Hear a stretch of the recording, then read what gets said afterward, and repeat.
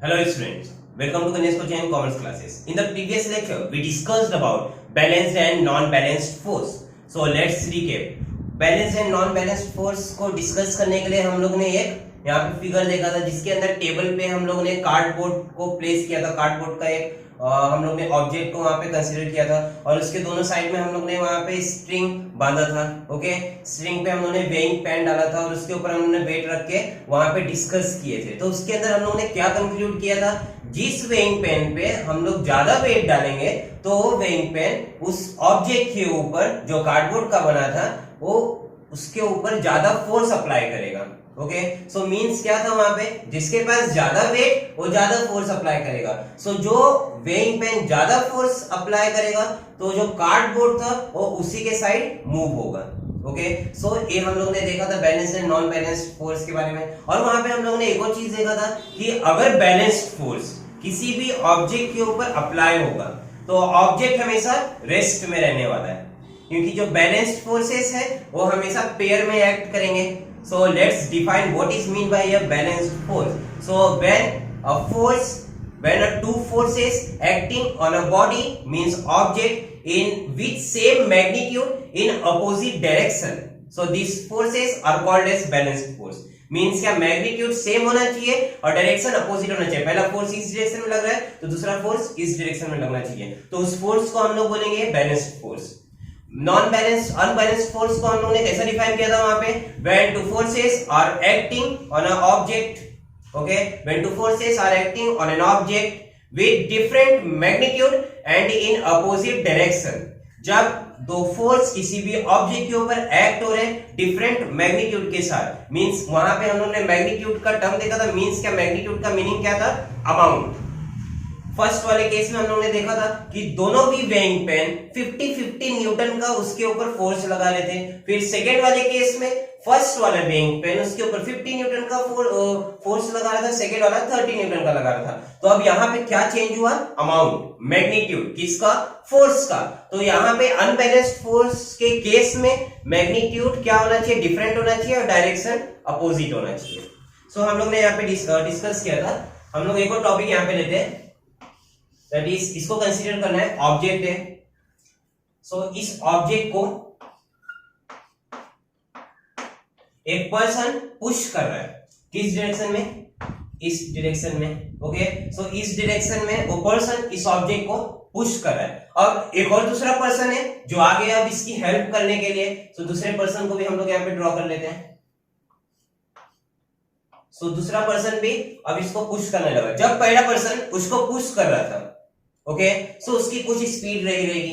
अब दूसरा पर्सन आया, वो भी उसको पुश करने लगा। किस डायरेक्शन में पुश कर रहा है, पहला वाला पर्सन भी इस डायरेक्शन में पुश कर रहा था, दूसरा वाला पर्सन भी इसी डायरेक्शन में पुश करने लगा। तो अब इससे क्या कंक्लूड हुआ कि जो इस ऑब्जेक्ट की स्पीड है अब वो इंक्रीज होगी। मींस क्या, अब जो पहला वाला पर्सन था उसको जितना दम लगाना पड़ रहा था, जितना फोर्स लगाना पड़ रहा था, अब उतना लगाना पड़ेगा क्या, नहीं। क्यों नहीं लगाना पड़ेगा, क्योंकि दूसरा पर्सन आ गया, वो भी अपना फोर्स उसके ऊपर एक्सर्ट कर रहा है। सो अगर हम लोग इसकी स्पीड को सेम रखें तो पहले वाले पर्सन को कम फोर्स लगाना पड़ेगा क्योंकि दूसरा वाला पर्सन आके हेल्प कर गया। अगर तीसरे पर्सन को भी हम लोग कंसीडर करें, ये तीसरा पर्सन हो गया, ओके, 6 हाथ हो गए। तो अब 3 पर्सन अब यहाँ पे क्या कर रहे हैं, उस ऑब्जेक्ट को पुश कर रहे हैं। तो अब पहले वाला जो पर्सन था जो अकेले ही पुश कर रहा था उसको अब और कम फोर्स लगाना पड़ेगा। क्यों, क्योंकि उसकी हेल्प कर रहे हैं बाकी के दोनों पर्सन, और जो थर्ड वाला पर्सन है वो भी इसी डायरेक्शन में फोर्स लगा रहा है। अब सेकेंड एग्जांपल कंसीडर करते हैं हम लोग। दोनों पर्सन को हटा देते हैं। अब दोनों पर्सन उससे नाराज हो गए। ओके, सो उससे नाराज होने के बाद अब वो, चलो यहाँ पहले उसका हाथ बना देते हैं। अब स्टार्टिंग वाला हम लोग फिर से केस कंसीडर करते हैं। ए पर्सन इस ऑब्जेक्ट को पुश कर रहा था। सो अब पर्सन जो उससे नाराज हो गया था वो इस साइड आ जाएगा। ओके, नाराज हो गया तो फिर अब इसके अपोजिट डायरेक्शन में पुश कर रहा है। पहले वाला जो पर्सन था इस डायरेक्शन में पुश कर रहा था, अब ए वाला जो सेकेंड वाला पर्सन है उसके अपोजिट डायरेक्शन में पुश कर रहा है। तो अब बताओ यहाँ पे कि जो ऑब्जेक्ट है वो किस डायरेक्शन में मूव करने वाला है, किस डायरेक्शन में मूव करेगा, ये डिपेंड करेगा कि कौन कितना फोर्स लगा रहा है। अगर कंसीडर करो कि जो ए वाला ऑब्जेक्ट, ए वाला जो पर्सन है, ये यहाँ पे 10 न्यूटन का फोर्स लगा रहा है और ए वाला जो पर्सन है यहाँ पे 8 न्यूटन का फोर्स लगा रहा है। सो अब एक ऑब्जेक्ट किस डायरेक्शन में मूव करने वाला है? जो पर्सन 10 न्यूटन का फोर्स लगा रहा है, मींस क्या, इस डायरेक्शन में, राइट डायरेक्शन में। यहाँ पे क्यों इसके डायरेक्शन में मूव नहीं करेगा जो पर्सन 8 न्यूटन का फोर्स लगा रहा है? क्यों? क्योंकि जो मैग्नीट्यूड है फोर्स का वो पहले वाले पर्सन में ज्यादा है। सो ऑलवेज हम लोग को एक चीज याद रखना है, यहाँ पे रिमेंबर करके रखना है कि जो किसी भी ऑब्जेक्ट का जो मोशन होगा, अगर उसके ऊपर फोर्सेस अप्लाई हो रहे तो उसका मोशन हमेशा नेट फोर्स के ऊपर डिपेंड करेगा। नेट फोर्स का मीनिंग क्या होता है, अब देख लेते हैं। नेट फोर्स का मीनिंग है जितने भी फोर्स उसके ऊपर अप्लाई हो रहे हैं उस फोर्स को हम लोग उसके डायरेक्शन के अकॉर्डिंग में वहां पे क्लासिफाई करेंगे और उसके अंदर कुछ कैलकुलेशन करके हम लोग क्या निकालेंगे, नेट फोर्स। अब देखते हैं यहाँ पे इस वाले केस में, ये जो फर्स्ट पर्सन है इसको राइट डायरेक्शन में पुश कर रहा है, okay, with the magnitude of 10 Newton. ये जो सेकेंड वाला पर्सन है इसको लेफ्ट डायरेक्शन में पुश कर रहा है with the magnitude of 8 newton. So हम लोग को पता है कि जो फर्स्ट वाला पर्सन है वो जिस डायरेक्शन में पुश कर रहा है उसी डायरेक्शन में जाएगा। क्यों? क्योंकि उसका मैग्नीट्यूड ज्यादा है। ओके, सो यहाँ पे हम नेट फोर्स कैलकुलेट करना है। अब यहाँ पे हम लोग को देखना है कि डायरेक्शन दोनों का कैसा है। दोनों का डायरेक्शन यहाँ पे अपोजिट है। ओके, सो बिगर वाले में से हम लोग स्मॉलर वाले को माइनस कर देंगे। सो बिगर वाला क्या है यहाँ पे 10, स्मॉलर वाला 8। So 10 minus 8 2। सो अब उस ऑब्जेक्ट के ऊपर कितने न्यूटन का फोर्स लगेगा? 2 न्यूटन का। ओके, सो कैसे 2 न्यूटन का हो गया? पहले तो ये फर्स्ट वाला पर्सन 10 न्यूटन का लगा रहा था, लेकिन इसका 8 न्यूटन किसने खा गया? सेकेंड वाले पर्सन ने, उसके अपोजिट डायरेक्शन में पुश करके। ओके, सो अब यहाँ पे हम लोग ने इंक्लूड किया। अब अगर हम लोग फर्स्ट वाले केस की बात करें, सो वहां पे ये वाला जो पर्सन है ये पहले इससे इसकी फ्रेंडशिप थी, तो इसका यहाँ पे क्या दे रहा था? कंपनी दे रहा था, मींस क्या, उसके साथ में उसको उस ऑब्जेक्ट को पुश कर रहा था। तो ये कितने न्यूटन का फोर्स लगा है? 8 न्यूटन का। सो अगर फर्स्ट वाले केस की हम लोग बात करें तो वहां पे ये दोनों भी पर्सन साथ में ऑब्जेक्ट को पुश कर रहे थे। ओके, और सेम डायरेक्शन था, जो सेम डायरेक्शन है और साथ में पुश कर रहे थे, तो मींस क्या, वहां पे जो फोर्सेस है वो कैसे होंगे? ऐड होंगे। क्यों ऐड होंगे? क्योंकि डायरेक्शन दोनों का सेम था। तो वहां पे नेट फोर्स क्या हो जाएगा? Addition of the two forces. So first वाला पर्सन कितना फोर्स लगा रहा था? 10, और सेकेंड वाला person 8। So 10 plus 8 18। So 80 newton का फोर्स लगने लगा। इस सेकेंड वाले केस में कितने न्यूटन का फोर्स लगा? 2 न्यूटन का। किसके वजह से? किसके ऊपर डिपेंड करेगा नेट फोर्स? डायरेक्शन के ऊपर। अगर सभी फोर्सेस का डायरेक्शन एक ही सेम डायरेक्शन में है, मींस क्या, राइट डायरेक्शन में, तीसरा वाला भी पर्सन अगर आ जाता है राइट डायरेक्शन में पुश करने के लिए, सो जितने भी फोर्सेस अगर किसी भी ऑब्जेक्ट के ऊपर एक्ट हो रहे हैं, अगर सबका सेम डायरेक्शन है, तो मींस क्या, हम लोग सभी फोर्सेस को क्या करेंगे? ऐड करेंगे। ये दो प्रॉपर्टीज है, हम लोग को याद रखना है। क्या है प्रॉपर्टी? सबसे property number 1, if several forces are acting on an object in the same direction, if the several forces are acting on an object in the same direction, so the net force is equal to the addition of those forces. Means क्या, अगर कुछ forces act हो रहे हैं किसी object के ऊपर, जो नेट फोर्स हो, अगर फोर्स एक्ट हो रहे हैं सेम डायरेक्शन में, तो जो नेट फोर्स होगा वो एडिशन होगा, जितने भी फोर्सेस एक्ट हो रहे हैं। अगर किसी एक ऑब्जेक्ट के ऊपर फोर्सेस एक्ट हो रहे हैं, पहले वाले केस में हम लोगों ने कंसीडर किया था सेम डायरेक्शन, अब इस वाले केस में, सेकेंड वाले केस में हम लोग को कंसीडर करना है अपोजिट डायरेक्शन। सो वहां पे जो फोर्सेस होंगे वो सबट्रैक्ट होंगे। ओके, अब अगर हम लोग बात करें वो थर्ड वाला पर्सन, उसको भी यहाँ पे बना देते हैं। थर्ड वाला पर्सन भी पुश कर रहा है। ओके, सो अब थर्ड वाला पर्सन कंसीडर करना है 3 न्यूटन का फोर्स लगा रहा है। अब इस वाले केस में देखते हैं हम लोग, राइट साइड में कितने न्यूटन का फोर्स लग रहा है? 10 न्यूटन का। ओके, और लेफ्ट साइड में कितने न्यूटन का लग रहा है? फर्स्ट वाला पर्सन 8 न्यूटन का, सेकेंड वाला 3 न्यूटन का। सो -8 -3, -8 -3 -11, 10 -11 -1 न्यूटन। सो इसका मतलब क्या है? -1 न्यूटन आ गया जब दूसरा वाला पर्सन भी पुश करने लगा। किसका कंपनी दिया? थर्ड वाले पर्सन ने यहाँ पे सेकेंड वाले पर्सन का। ओके, स्टार्टिंग में दोनों भी पर्सन फर्स्ट वाले पर्सन की कंपनी दे रहे थे। अब यहाँ पे ये दोनों भी पर्सन ने जो फर्स्ट वाले पर्सन के अपोजिट डायरेक्शन में पुश करना चालू हो गया, तो हम लोग को यहाँ पे मैग्नीट्यूड कितना मिला? -1 न्यूटन। इसका मतलब क्या?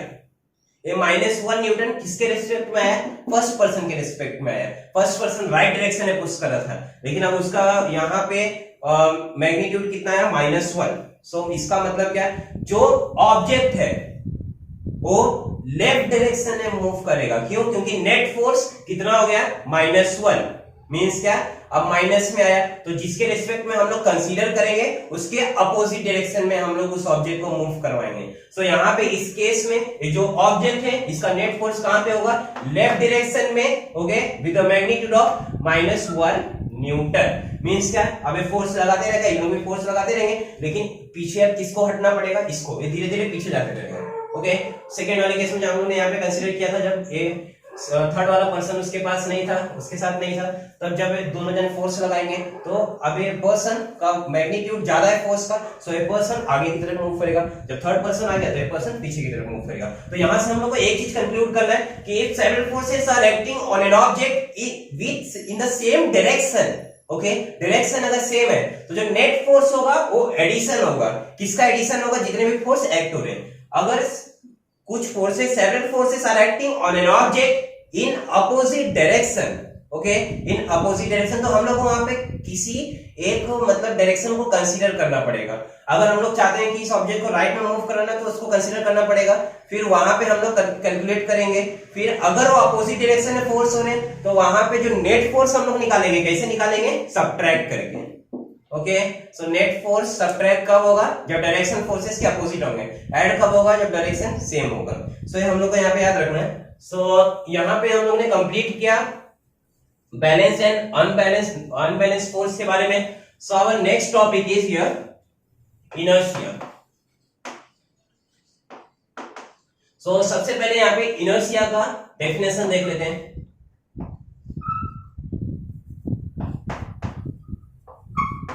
Tendency of an object to oppose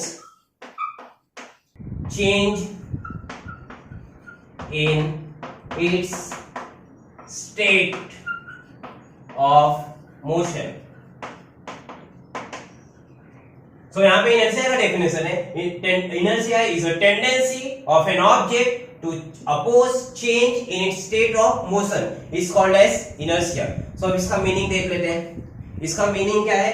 tendency. Tendency का मीनिंग एबिलिटी, ओके, किसी भी ऑब्जेक्ट की एबिलिटी, किस चीज की एबिलिटी टू अपोज, मीन्स क्या? रेजिस्ट करने की। अपोज का मीनिंग क्या है? रेजिस्ट करना। किस चीज के ऊपर रेजिस्ट करना? Change in state of motion, okay, very important term this is change in state of motion. Means क्या? उसको अगर वो जिस स्टेट ऑफ मोशन में है, अगर उसके ऊपर कोई फोर्स लगा रहा है तो ऑब्जेक्ट क्या करेगा? अपोज करेगा। किसके थ्रू? क्योंकि ये उसकी क्या है? Ability, tendency. सो इसी चीज को हम लोग क्या बोलते हैं? इनर्शिया। इसको प्रैक्टिकल में देखते हैं हम लोग। अगर कोई ऑब्जेक्ट कंसीडर करते हैं, ये ऑब्जेक्ट रेस्ट में है, ओके, ये ऑब्जेक्ट रेस्ट में, तो ये हमेशा क्या चाहेगा? रेस्ट में ही रहना चाहेगा। क्यों रेस्ट में रहना चाहेगा? क्योंकि ये इसकी टेंडेंसी है। अगर हम लोग इसके ऊपर फोर्स लगाते हैं, फोर्स किस फॉर्म में लगाएंगे? पुश या तो पुल में, या तो इसको आगे की तरफ धक्का दे सकते हैं या तो पीछे की तरफ पुल कर सकते हैं, मीन्स क्या? खींच सकते हैं। ओके, सो जब हम लोग इसके ऊपर लगाएंगे तो ये आसानी से आ जाएगा क्या? नहीं आएगा। लेकिन हम लोग ने एक बार नोटिस किया है कि जब एक बार ये मूव करने लगेगा तब हम लोग को वहां पे ज्यादा फोर्स अप्लाई नहीं करना पड़ेगा। ये हम लोग कब यहाँ पे देख सकते हैं इस वाले एक्सपेरिमेंट को? जब हम लोग साइकिल चलाते हैं। जब साइकिल रेस्ट में रहती है तब जब हम लोग उसके ऊपर पेडल मारते हैं तो हम लोग को ज्यादा फोर्स लगता है। लेकिन अगर एक बार साइकिल मोशन में आ जाती है तब पेडल मारने में वहां पे ज्यादा फोर्स अप्लाई करना पड़ता है क्या? नहीं। किसके वजह से? इनर्शिया के वजह से। पहले जब हम लोग फोर्स लगा रहे थे तब उसका जो स्टेट ऑफ मोशन था वो क्या था? रेस्ट था। तो हम लोग रेस्ट से उसको किस में कन्वर्ट करें? मोशन में। इसलिए हम लोग को वहां पे ज्यादा फोर्स अप्लाई करना पड़ता है। क्यों? क्योंकि ऑब्जेक्ट की टेंडेंसी है किस चीज के लिए? अपोज करने के लिए। किस चीज को अपोज करने के लिए?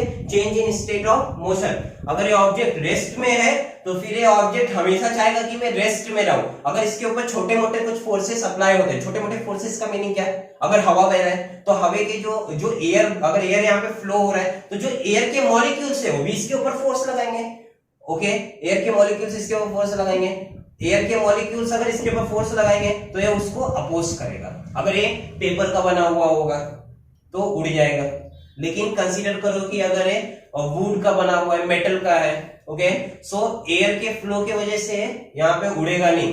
किस लिए नहीं उड़ेगा? क्योंकि इसकी टेंडेंसी है to oppose to change in its state of motion. Rest में तो हमेशा रेस्ट में रहना चाहेगा। दूसरा अगर हम लोग एग्जांपल कंसीडर करें इसी के ऊपर, ये दूसरे ऑब्जेक्ट की, ओके, सो अभी यहाँ पे डायरेक्शन दिया हुआ है, यहाँ पे डायरेक्शन दिखाया गया है, तो इसका मीनिंग क्या है कि अभी ये मोशन में है। हम लोग अगर इसकी जगह पे साइकिल कंसीडर करते हैं तो साइकिल के बेस पे हम लोग यहाँ पे इजीली समझ सकते हैं। जब साइकिल रेस्ट में रहता है तो हम लोग को वहां पे ज्यादा फोर्स अप्लाई करना पड़ता है उसको मोशन में लाने के लिए। जब हम लोग स्टार्टिंग में ज्यादा हम लोग को वहां पे फोर्स अप्लाई करना पड़ता है पेडल के ऊपर, लेकिन जब एक बार साइकिल चलने लगती है तो वहां पे हम लोग को ज्यादा फोर्स नहीं अप्लाई करना पड़ता है। क्यों? क्योंकि अब यहाँ पे क्या काम कर रहा है? इनर्शिया।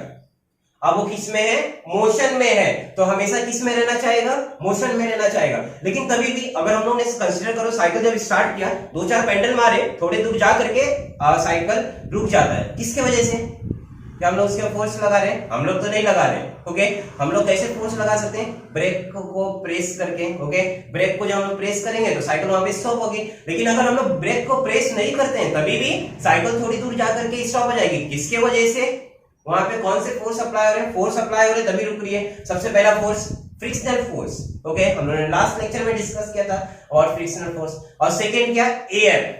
एयर भी क्या करेगा? रेजिस्ट करेगा। एयर की क्या रेजिस्ट करेंगे? जो उसके मॉलिक्यूल्स है, जो उसके पार्टिकल्स है, उसको आगे बढ़ने के लिए रेजिस्ट करेंगे। ओके, सो वहां पे उसकी स्पीड स्लो होगी। लेकिन अब अगर हम लोग बात कर रहे हैं यहाँ पे इनर्शिया के बारे में, सो इनर्शिया हम लोग ने देखा कि अगर कोई ऑब्जेक्ट रेस्ट में है तो रेस्ट में रहना चाहेगा, मोशन में है तो मोशन में ही रहना चाहेगा। ओके, सो इसीलिए वो क्या, उसने क्या अपने आप में डेवलप किया? Ability, tendency. किस चीज के लिए? अपोज करने के लिए। किसको अपोज करने के लिए? Change in state of motion. अब इसी के बेस पे इनर्शिया के 3 टाइप्स है। Inertia of rest, inertia of motion, third, inertia of direction. Okay, inertia of direction को हम लोग बोलते हैं डायरेक्शनल इनर्शिया। ये तीनों भी टाइप्स को यहाँ पे समझते हैं। इनर्शिया ऑफ रेस्ट का मीनिंग क्या? अगर कोई ऑब्जेक्ट रेस्ट में है तो रेस्ट में ही रहना चाहेगा। ओके, कब तक ये रेस्ट में रहने वाला है? कि जब तक उसके ऊपर कोई फोर्स ना अप्लाई हो। अगर स्मॉल क्वांटिटी में फोर्स अप्लाई हो रहा है तो फिर ये मूव नहीं करेगा। ओके, यहाँ पे वो किसको यहाँ पे अपना बेस बना रहा है? फ्रिक्शनल फोर्स को, जिसकी वजह से वहां पे एबिलिटी जनरेट करता है। सो इनर्शिया ऑफ रेस्ट का यहाँ पे क्या मतलब है? अगर कोई ऑब्जेक्ट रेस्ट में है तो रेस्ट में रहना चाहेगा। ओके, सो यहाँ पे अगर हम लोग को उसका डेफिनेशन देना होगा तो कैसे दे सकते हैं? Tendency of an object to oppose change in its rest position. Okay, change in its rest या तो state of rest. Okay, so हम लोग इनर्शिया ऑफ रेस्ट को ऐसा डिफाइन कर सकते हैं, tendency of an object to oppose change in its state of rest is called as inertia of rest. अब इनर्शिया ऑफ मोशन देखते हैं। इनर्शिया ऑफ मोशन का मीनिंग क्या? अगर कोई ऑब्जेक्ट मोशन में है, मूव कर रहा है, तो हमेशा मूव करना ही चाहेगा। कब वो रुकेगा? कब उसकी स्पीड या तो डिक्रीज होगी या तो इंक्रीज होगी, जब हम लोग उसके ऊपर एक्सटर्नल फोर्स अप्लाई करेंगे। अगर हम लोग उसके ऊपर कोई एक्सटर्नल फोर्स नहीं अप्लाई कर रहे हैं तो ऑब्वियस है कि उसकी स्पीड इंक्रीज नहीं होने वाली है, डिक्रीज ही होगी। क्यों? क्योंकि उसके ऊपर और भी फोर्सेस अप्लाई हो रहे हैं। सबसे पहला फोर्स फ्रिक्शनल फोर्स, सेकंड क्या हो रहा है? वहां पे रेजिस्टेंस हो रहा है एयर के जो मॉलिक्यूल्स है। सो यहाँ पे इनर्शिया ऑफ मोशन हम लोग ने वहां पे देखा। थर्ड वाला तो अभी तक हम लोग ने देखा ही नहीं, इनर्शिया ऑफ डायरेक्शन। ओके, सो अब यहाँ पे मैं बात कंसीडर करो। ये फर्स्ट था inertia of rest, inertia of motion. अब ये ऑब्जेक्ट जा रहा है। ओके, सो अब इसने क्या किया? अपना डायरेक्शन चेंज किया। तो जब कोई ऑब्जेक्ट अपने मोशन में डायरेक्शन को चेंज करेगा तब वहां पे हम लोग को देखने के लिए मिलेगा इनर्शिया ऑफ डायरेक्शन। सो हम लोग कैसे डिफाइन करेंगे? Tendency of an object to oppose change in its state of direction is called as inertia of direction. Means क्या? Directional inertia. सो अब अगर प्रैक्टिकल लाइफ में हम लोग देखें तो हम लोग को यहाँ पे कब देखने के लिए मिलेगा डायरेक्शन इनर्शिया? जब हम लोग कोई व्हीकल में, कार, बस में ट्रेवल करते हैं, तो टर्निंग पॉइंट पे अगर व्हीकल राइट टर्न ले रहा है तो हम लोग के ऊपर फोर्स अप्लाई होता है, कौन से डायरेक्शन में, लेफ्ट डायरेक्शन में। किसके वजह से, इनर्शिया ऑफ डायरेक्शन के वजह से। अगर कार लेफ्ट डायरेक्शन में वो मूव करे तो हमारे ऊपर कौन से साइड में फोर्स लगता है, राइट डायरेक्शन में। किसके वजह से, इनर्शिया ऑफ डायरेक्शन के वजह से। हम लोग को पता है giant Ferris wheel, okay, giant Ferris wheel होती है, तो उसके अंदर जब हम लोग हाईएस्ट पॉइंट पे जाते हैं, तो हाईएस्ट पॉइंट पे जाते हैं, जब हम लोग नीचे आते हैं, ओके, तो हम लोग को ऐसा फील होता है कि हम लोग थोड़ा वहां पे वेटलेसनेस फील होता है। वहां पे मींस क्या, हम लोग को ऐसा लगता है कि हमारा वेट कम हो गया, हम लोग थोड़ा उड़ रहे हैं, ओके। किसके वजह से, इनर्शिया ऑफ डायरेक्शन की वजह से। जब हम लोग ऊपर पहुंचते हैं तो हमारा डायरेक्शन यहाँ पे अगर कंसीडर करो, यहाँ पे फेरिस, जायंट फेरिस व्हील, जब हम लोग ऊपर की तरफ जाते हैं हमारा डायरेक्शन इस साइड में रहता है, लेकिन जब हम लोग नीचे आते हैं तो डायरेक्शन इस साइड में हो जाता है। लेकिन इनर्शिया ऑफ डायरेक्शन की वजह से हम लोग को कैसा फील होता है कि हम लोग ऊपर की तरफ मूव कर रहे हैं, ओके। सो जब हम लोग नीचे से ऊपर की तरफ जाएंगे, ओके, सो अब जो पहले था, इस पॉइंट के पहले तक हमारा जो डायरेक्शन था डाउनवर्ड साइड में था, ओके, लेकिन अब फेरिस व्हील हम लोग को कहां लेके जा रहा है, ऊपर की साइड लेके जा रहा है। सो अब हम लोग को वहां पे कैसा लगेगा कि जो सीट है हम लोग को अट्रैक्ट कर रही है। मींस क्या, जब हम लोग यहां से ऊपर की तरफ जाएंगे तो हम लोग एकदम टाइटली वहां पे सीट पे बैठे रहेंगे, लेकिन जब हम लोग ऊपर से नीचे की तरफ आएंगे तो वहां पे हम लोग को ऊपर की तरफ फोर्स लगेगा। किसके वजह से, इनर्शिया ऑफ डायरेक्शन की वजह से, okay. So here we completed about inertia in short, okay. आगे जब नेक्स्ट स्टैंडर्ड में हम लोग जाएंगे तो यहाँ पे उसके फॉर्मूलाज रहेंगे, यूनिट्स रहेंगे, उसके एप्लीकेशंस रहेंगे, ओके। सो हम लोग नेक्स्ट स्टैंडर्ड में देखेंगे। इस स्टैंडर्ड में, 8th स्टैंडर्ड में हम लोग को बस इतना पढ़ना है, इनर्शिया का डेफिनेशन, इनर्शिया होता क्या है और उसके कितने टाइप्स है, और टाइप्स के बारे में हम लोग को पता होने चाहिए कि वो सब कहाँ पे उसके प्रैक्टिकल लाइफ में यूज होते हैं, okay. So here we completed about inertia and types of inertia. You have to revise all the contents, okay, here which we have given here. So revise it twice, and if you have any difficulties then you can ask me, okay. Thank you.